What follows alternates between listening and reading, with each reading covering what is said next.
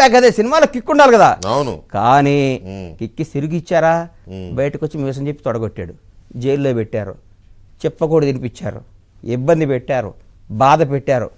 సింహం బయటకు వచ్చింది, సింగిల్గా పోరాడింది, కాంగ్రెస్ పార్టీలోకి వచ్చింది, నిలబడింది.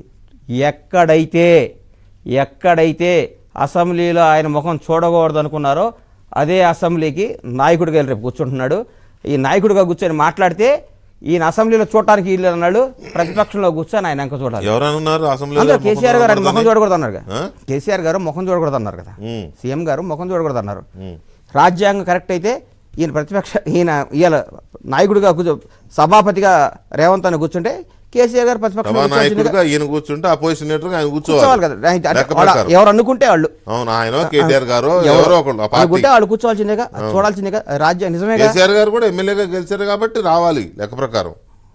వస్తే మాత్రం చూడాలి, కానీ వస్తారని నేను అనుకోవట్లేదు. అదేంటిది అంటే ఒక అంత హుందాగా ఉన్న మరి చూడాలి. మరి నాకు అనిపిస్తుంది రేవంత్ అన్నని అసలు రేవంత్ అన్న గౌరవనీయులైన రాష్ట్ర ముఖ్యమంత్రి మాన్యశ్రీ శ్రీ అనుమల రేవంత్ రెడ్డి గారిని పేరు ఎత్తటానికి కూడా బాధపడ్డాళ్ళు.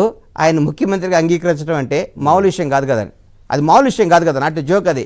అసలు షుగర్లు, బీపీలు, జెల్సిల్ ట్యాబ్లెట్లు చాలా కొనాలి ఇప్పుడు, అసలు చాలా ఇబ్బంది ఉంది మార్కెట్లో మెడికల్ షాపులు ఏంట్రా ఇంత బిజీగా ఉన్నాయి అన్న. ఇందాక రేవంత్ రెడ్డి గారు సీఎం అయినాక షుగర్ ఇంజక్షన్లు ఎక్కువైనాయి సార్, బీపీ ట్యాబ్లెట్లు ఎక్కువైనాయి సార్, జెల్సిల్ ట్యాబ్లెట్లు కొనుక్కుంటున్నారు సార్. ఇది ఒక వారం 10 రోజులు వచ్చారు సెట్ అవ్వాలంటే అని. మొత్తం రాజకీయాల్లో గెలుపు ఓటములు అనేవి సహజం. అవి కేసీఆర్ గారికైనా తెలియదా? ఏముంది, ఒక్కోసారి పోతూ ఉంటాయి. అంత మాత్రాన మరి అంత శత్రుత్వం లేదా అంత ఏహీభావం పెంచుకుంటారా సార్? కళ్ళారా మొన్నటిదాకా చూసాం రేవంత్ రెడ్డి గారిని కొందరు మనిషిలాగా కూడా మాట్లాడటానికి ఎన్ని అల్పంగా మాట్లాడారో కళ్ళారా చూసాం. ఆయన మనగాడు కాబట్టి రేవంత్ రెడ్డి గారి ప్లేస్లో ఇంకోటి ఉంటే మిడిల్ డ్రాప్ అయిపోద్ది ఆట, 100% మిడిల్ డ్రాప్ అయ్యేది ఆట. ఎందుకు మిడిల్ డ్రాప్ అంటే ఇది ఎక్కడ అష్టదిగ్బంధం చేస్తున్నారు. ఒకరు పోతే ఒకళ్ళు తిడతారు, ఒకరు తిట్టడమే ఇలా ఎజెండా. జెండా ఏందా అంటే రేవంత్ ఆనంద్ తిట్టడం, ఇలా ఎజెండా ఏందంటే రేవంత్ రెడ్డి గారు తప్పు అంటాం. అసలు నేను అధికారం చేశాడా? ఇప్పుడు అధికారంలో ఉన్నాడా? ఆయన పుట్టిన కాడ నుంచి ఇప్పుడు దాకా ప్రతిపక్షమేగా, ఎప్పుడు ప్రతిపక్షమే. నిజమే, అదైతే నిజమే. కాదు ఎప్పుడు ప్రతిపక్షమే కదా. ఏ రోజు ఫస్ట్ అది మ్యాన్ ఆఫ్ విక్టరీ. అది మనిషి జీవితంలో ఎప్పుడు పోరాడి అలిచిపోలా.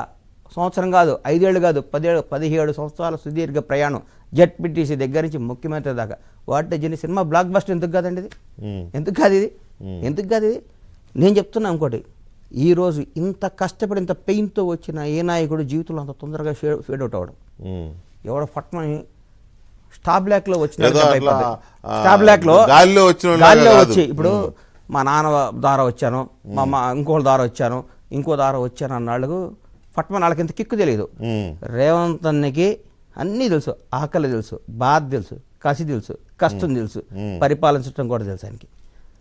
How to rule the Telangana state అనేది వెరీ వెల్.